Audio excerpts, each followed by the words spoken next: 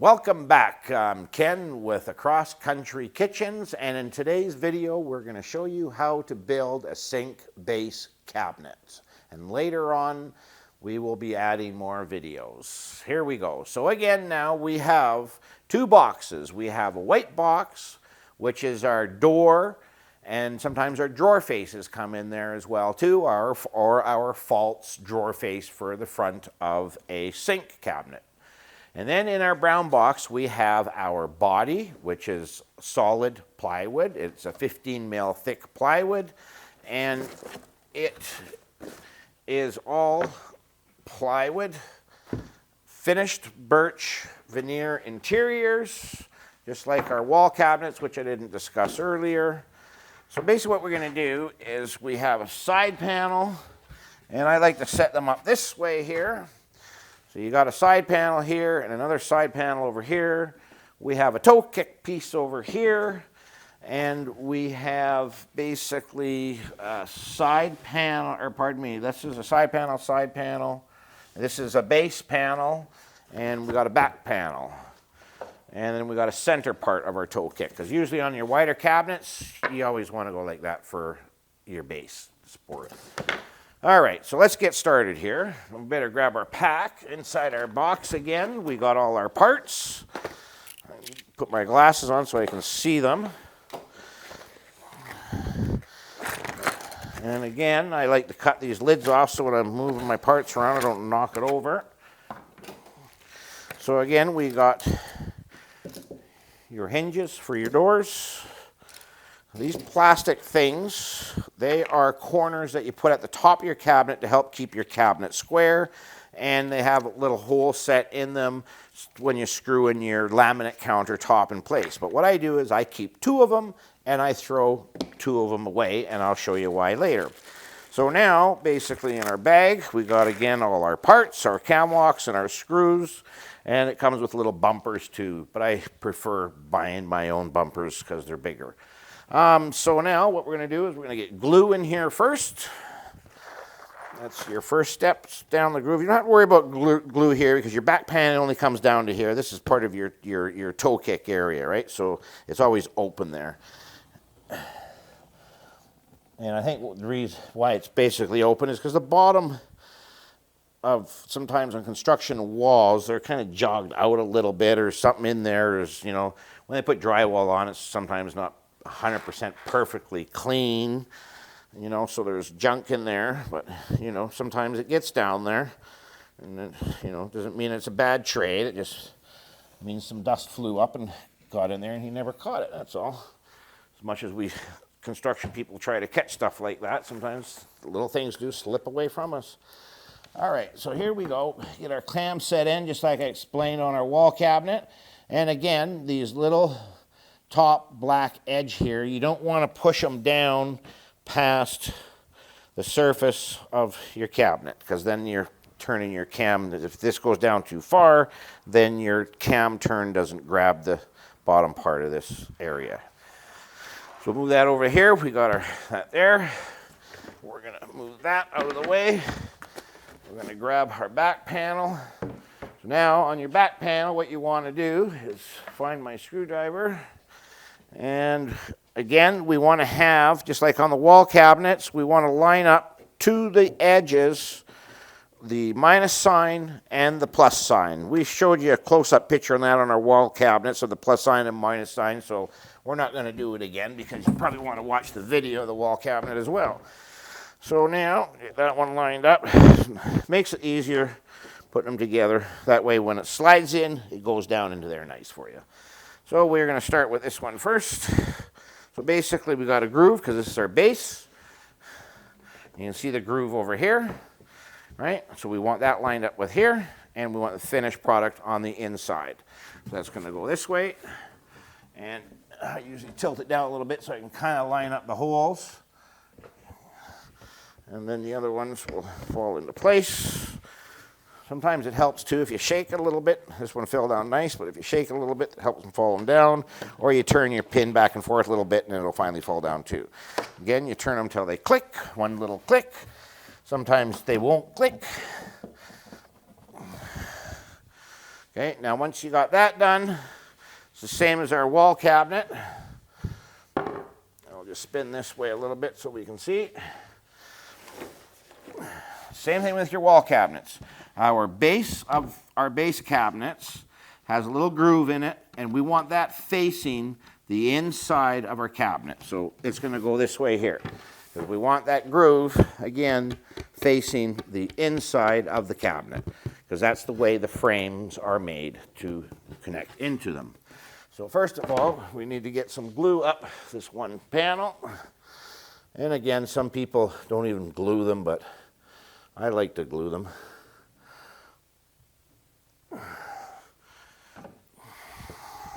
I like to screw them or staple them as well too, and I'm going to show you that too. Because basically, you know, these cabinets, a lot of contractors will buy them for their clients, or their clients will buy them and ask them to install them for them.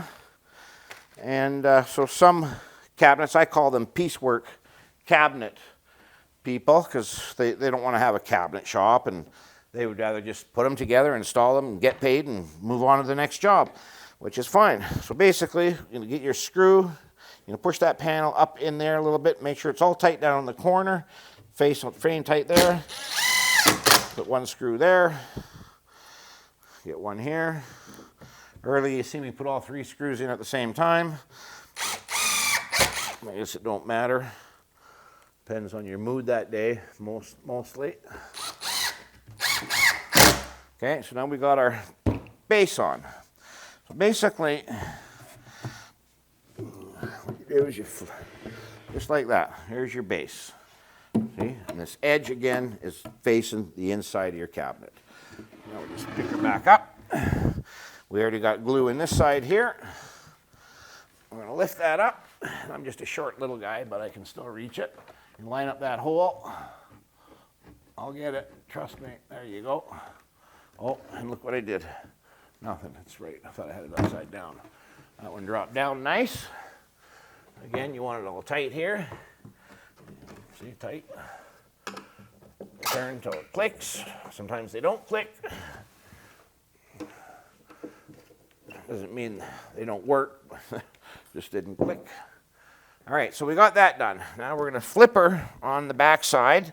You want to hold your panel together, though, when you flip it over, so they don't come apart on you. Okay, so now you set that down, and we have our toe kick here. Basically, it's the same scenario. Plug goes in here. Plug goes in this end. Okay, facing up. Cam arrow, you want them facing up.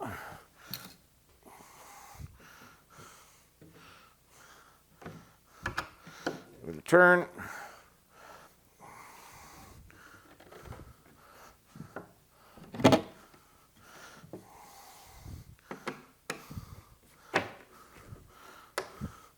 Okay, and as I mentioned before, you have a centerpiece. Okay, there's no holes on this one, no holes anywhere. So basically, you just put it in there, and you can do it a couple different ways. You can just push it in, and nail it.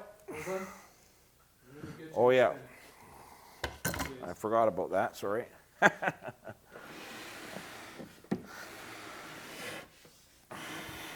You know what, I think I'm not even going to show that part. Let's cut that out, because they didn't...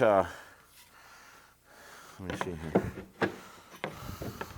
Oh yeah, it's the right thickness. Didn't look like the right thickness. Okay, let's go ahead.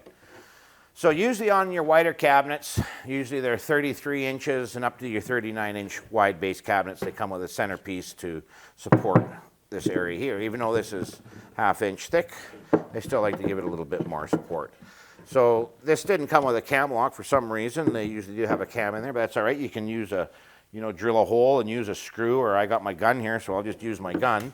And you want to make sure the bottom is flush. It doesn't have to be perfectly centered. But then again, I'm going to give you a heads up, and I think we're going to do this one just a little bit different. What we're going to do is we're going to take this, and we're going to set it here. And we're going to screw it on there. And the reason why is because this is your sink cabinet. 9 times out of 10, that's where your heat vent comes out. So what you want to do is just screw this to here, so when it goes to the job site, you can cut out that heat vent and then frame it in. And you can use part of this here to frame that box for your heat vent. I'm sure everybody's familiar with that heat vent coming out of your toe kick, right? So why put it in there? And another thing what I would probably do too is I would take these cams out, because if he forgets that there's one there and he can do it later, it's easier to take a screw out than to pull the cabinet out to get these cam locks out of there, right? So we just pop them out and just turn it so it's facing the right direction. There we go. You don't have to pull it out completely, just turn it so that arrow that I showed you before, and the minus and the plus sign are facing this edge here, so that way it'll pull off just like that. Okay, so we're going to put that back down there. We are going to put in a few screws. So I'm going to put one here.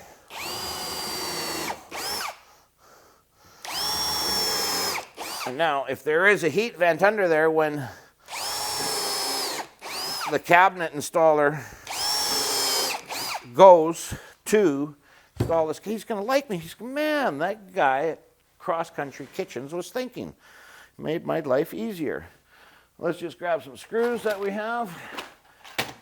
1 5/8" are my favorite screw, because they are one of the guys for a wood screw that are a number 6. Most of your wood screws, 1/4 inch and whatnot, they're a number 8.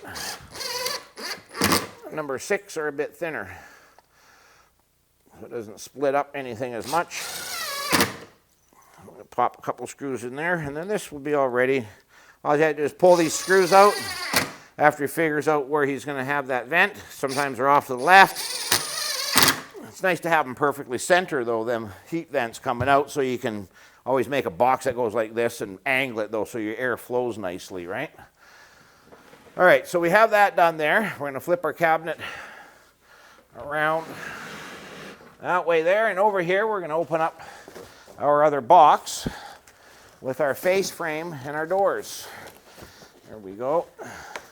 And they're all nicely wrapped like our other cabinets were. Take that out. And you can see here, here's your face frame.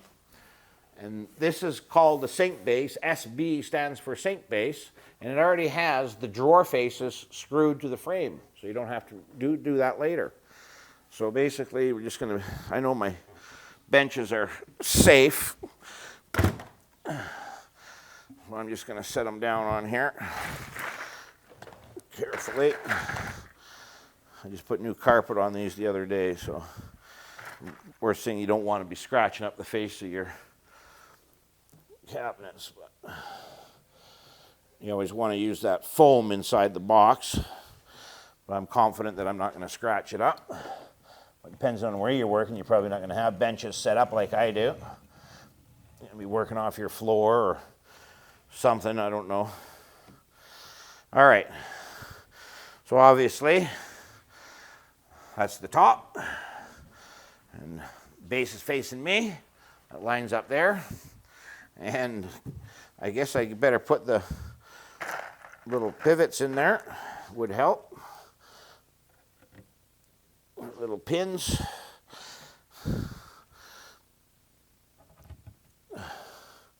Makes it easy when you got lots of room to work.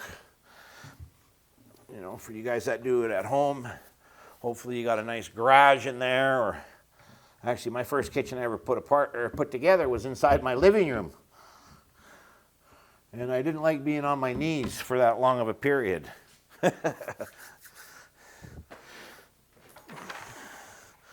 Okay, our pins up. I didn't straighten these pins out at the start, but I can do them now. I just want to lift it up a hair. It goes down and in. Make sure you're tight. And a lot of times, too, you want to make sure your face frame is flush with your plywood box. Turn until she clicks or doesn't click. Get that tight. Turn this one. I'll just spin her around. going to do the same thing over here.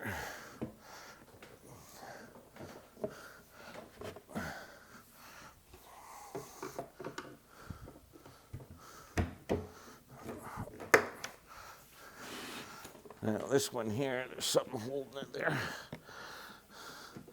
Sometimes it could be because it's not in there, see?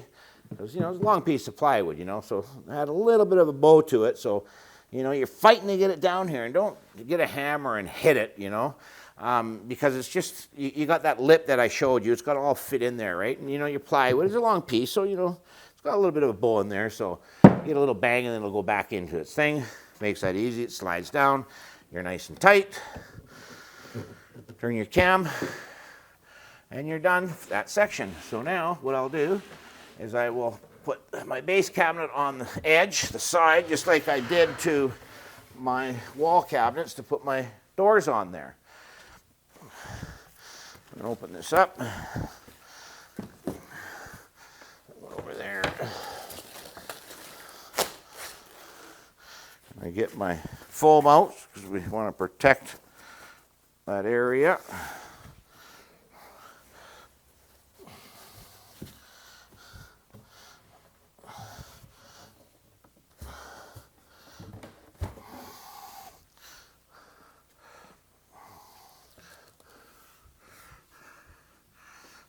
Here's one door.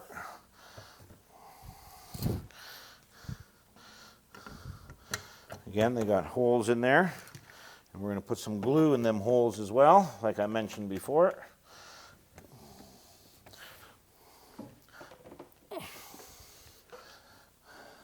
Everything's strong. In my earlier video, I talked about pocket doors and poor installations, but that's the way we're all taught at one point in time. But over the years, if you have a screw hole, it's always nice to put some glue in there because it's going to secure it a lot better. Once that glue cures, it's going to be very hard for that screw to back out of there.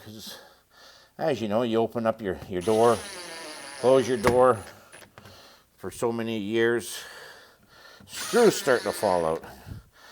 Your wife down the road one day, she says, "Honey, I found this screw on the floor." She says, "I don't know where it came from." He says, "Well, hell if I know where it came from too." But that's where they come from. It fell out somewhere. You put the screw in there, bit of glue, you're good to go. But then again, like I mentioned, I don't glue these screws going into the face frame for the reason why, because sometimes you got to loosen them screws off to adjust your door up and down after you get your cabinets installed, which is minor. And then if you want, at that point in time, once you get them adjusted, you can go back and put the glue in.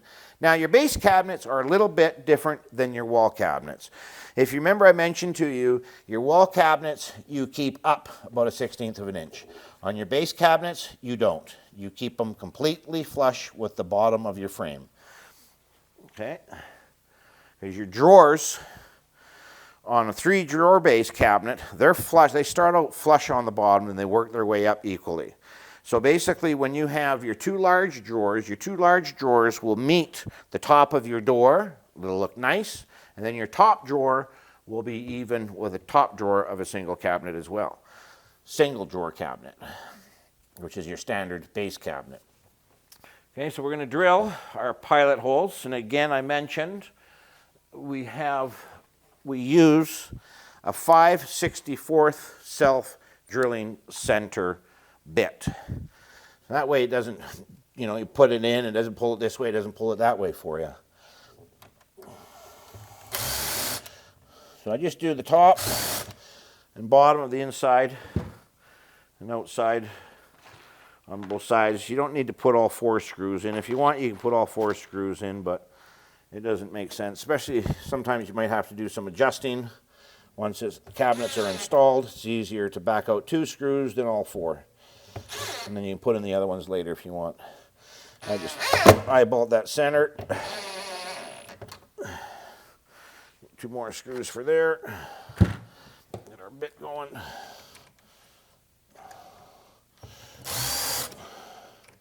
You want to line that up, center, push her down. Makes it a lot easier when you spend an extra $15, $20. I can't remember what I paid for that, to be honest with you. All right, so now we got this first drawer put on. We'll grab my bumpers I left over here. We'll put a bumper on the door. Bumper on the door.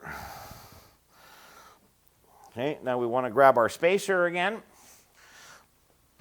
I showed you before on the wall cabinet, I got this spacer. So basically you got your bumpers on, and just turn this sideways. A lot of times when they come, you know, they're not, that's the way the factory makes them, and that's all right. You can see once my bumper hits up here, I got a bigger gap than what they actually have it set at down at the bottom there. So you want to have that equal on all your cabinets. So I kind of made, I know what the space is, I made a spacer for it. And so basically I got to grab my Robinson screwdriver, wherever I left that guy, over here. Or my Phillips, I mean, sorry. So basically we know it's tight, so we got to loosen it. There's a screw right here, this big fat screw you see at the back. That's the screw that pushes this door this way and tighter to the frame. Okay, so we want to turn the screw so it pulls it away from the, pushes it away from the frame. Okay. Now I got my spacer, I'll stick that in there, got a gap, so I'll just turn it so it's just snug, pull that out, and that one was good there. So now you can see the gap is the same, right? Because now you got another cabinet beside it, you want all your doors the same, so the front of your cabinet's flush with the next one beside it. Okay, so we're going to flip the cabinet over and do our other one. When I'm working by myself, I flip it completely different, but I'm just trying to keep everything facing the camera here for you guys.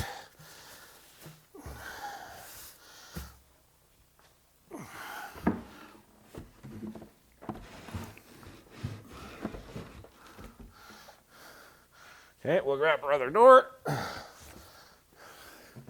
Same procedure. Set your hinges in place. That away so we don't scratch it. I'm going to pop some glue in there. And it's the scenario of having them screws stay in there for a lifetime, hopefully. A lot of times doors opening and closing, again, just repeating myself, but you know, the screws will come apart after a while. Put the glue in there to help seal them up nicer. We all wish our children sometimes would be a little bit more careful, but it's all part of growing up. It makes your product stronger. All right, and again, I'm going to line it up. I'm going to make the bottom here flush. You can either eyeball it, or you can get a piece of wood and put it beside it. Pull it down with a piece of wood. Put pressure on your hinge. Hold your hinge in one spot with some good pressure on it so it doesn't slide around. Center it on the adjustable up and down part. Drill in that. And again, we're using a self-drill tap die, and it's a 5/64th bit inside. And again, I like to just drill the one side and put them screws in there. Make sure my door's in line when I tighten them up. Make sure it's up so it's not twisted. We can use the stick. She looks good. Again, I'll put pressure. Keep her from sliding around when I tighten up the screw. Now we can drill the other side.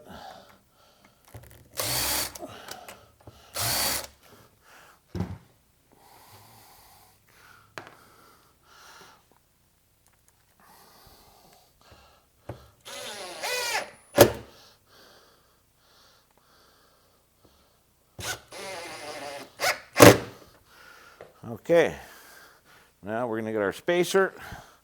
We're going to check it for here again. Get our gap and open it up. They always manufacture, I guess it's just the way They make them for mass production, that they come in one position, and it's probably in that position there. And if you want them set perfectly, it's kind of hard to do because there's so many different sizes of these little bumpers that we put on. You know, who knows what size it is? You know, the manufacturer can't guess. So, you know, that's what's standard fitting for it is. It's what it is. No big deal. Let's get our bumpers on. We've got that in line now. So this cabinet now is 99, well, let's go 98, 97% done. I'll show you what we do now with them little plastic blocks that I showed you. So what we're going to do here first,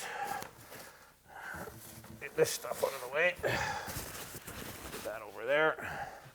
And again, like I showed you, if you watch the wall cabinet video, we're going to adjust the sides of the cabinets here. You can kind of see you want it in a 16th, and it'll line up. You want it lined up with that preset false panel sink base face frame for the top there. Bring them in. Looks pretty good. Bottom might be just a hair too much. I'll take that one back out. Do this one. Bottom come in. And again, this is something you want to always do before you send them off to the job site. And I'll tell you why in 1 second after I finish this door. Okay, now after you get that aligned up, and one reason why I do that too is a lot of times these hinges, they're set, they come out of the manufacturer, and that's their template set. And sometimes when you have your door on, this door edge here will be on this side of the face frame. So now this door is going to hit the other door of the cabinet that could be beside it. And you don't want to do that. So you always want to make sure that these door edges are in at least a 1/16 of an inch. Because if you have a cabinet set here, and usually when you install cabinets, you take your doors off your cabinet. And how you take your doors off your cabinets, because I never showed that in the wall cabinet video, but there's a lever at the back on these hinges. You just push the lever this way, and it'll snap, and it'll snap on the bottom, and you're off. So basically, usually you take all your doors off and pull out all your drawers when you assemble your when you install your cabinets, right? So now, let's say you have this one installed now. There's a cabinet on the side over here. And if you never adjusted your hinges, and the manufacturer's setting on his hinge was too far that pushed the door out on this side of the cabinet, when you put this in, usually there's two little lips here. You can see these little tongues right in here. Okay, there's two tongues there on each one of these hinges. And they slide into a little piece back here on a hinge. Okay, if we're not zoomed in, that's fine, but you'll see them when you go to install them. There's a little groove there that them little arms slide into. So now when you go and slide that into it, and your door is open like this, well, your door now is, when it's facing like this, it's that on that side a little bit. So when you go to push it in and give that a smack to lock it, this door now is banging against the door of the other cabinet, and you're ruining it, right? So that is one reason why I like to make sure they're all in there. So again, what you do is you push them little lips into the groove on the hinge that's screwed to the box. Sometimes you got to give it a little hit there like that, and then you give it a little bang like that, and she clicks in. And then your door and drawer is installed. And now you got them set, and it's pretty good, and they can do final adjustments on the job site. Thank you for watching our sink base assembly. Okay, now after your cabinet box and bodies all put together, these corner brackets come in the package as well, and they're used to try to help keep your cabinet square and for your countertop to be screwed down and whatnot. But it has a little lip on here, and usually you set them down like that there, but if you have a quartz countertop or a laminate countertop, it's going to raise it a little bit, so you may not want to have that. So what I usually do is I just take my X-Acto knife, and then I just trim them pieces right off, get them out of the way. And I actually only use 2 of these. I only use them on the front because I like to use wood blocks on the back, so I have something much more stronger to grab when I want to move my cabinet around. And I usually don't grab these on the front of my cabinet. I'll just grab the corner of the face frame because it's more than strong enough anyhow. But after you cut them lips off, you just set these in the corner, and then you'll get them small little 1/2 inch, 3/4 inch screws, 5/8 screws or whatever, how long they are, that come in your package, and you just place them in the corner.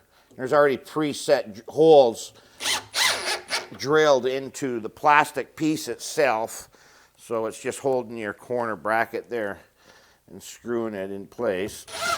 It's pretty simple. I'll just do the other one here quickly, and then we'll show you how the blocks work as well. Juggle my screws. I want to make sure the one end is up. I usually have this end facing up, okay, so that way the screw doesn't penetrate through this area here when you're screwing up. If you use this here to screw up, I normally don't. I just like it to help keep the cabinet more square. And when I screw my countertop down, I usually screw in through the bottom of the face frame, which is much better for me. And usually when you're screwing your countertops in, you always screw your front first, and you come from a back on an angle like this, because that way it kind of, when you're putting that screw in, it'll pull your countertop back. Just a little bit there about installing countertops for you. Okay, so what I do on the back is I take a 1x4, rip it in half so it's 1 3/4 inches, and I cut them about 3.5 inches, and they're just little blocks, lumber blocks. And I like to screw these in. I screw them in good because I'm always handling my cabinet from the back here. So I use a number 6 inch and 5/8 screw. So I'll drill a pilot hole there just to make it easy, and it doesn't split up your wood, because last thing you want to do is split your wood on these blocks. Now I'll just put the one screw in for now. And then I will grab my other one.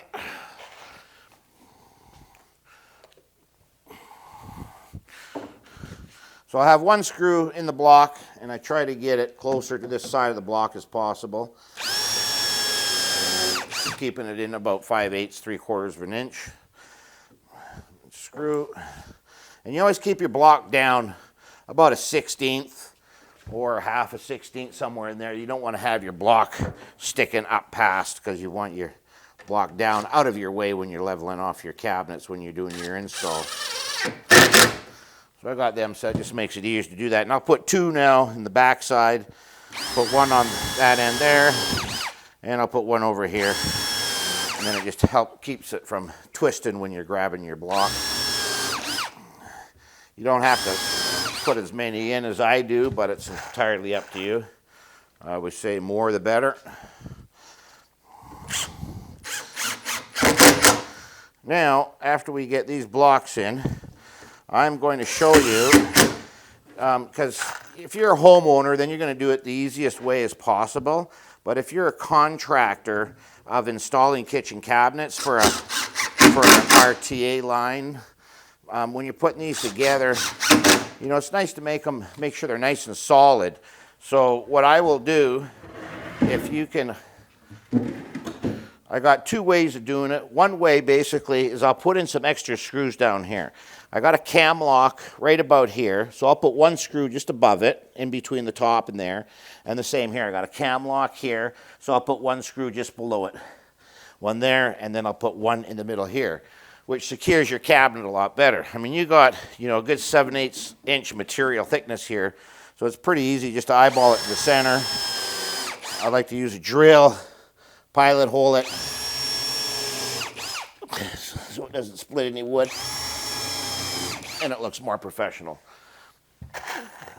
More professional you look when you're taking a kitchen set over to your customer's home is better. So basically with these screws in here, it just makes your cabinet more solid. So that way you're not relying 100% on the cam locks. I mean, they say the cam lock system was designed and engineered to work, but I always like to, again, go overboard and do it. So that is one way you can do it if you're a homeowner, and all you got is a drill set, or you don't have to do it. It's entirely up to you.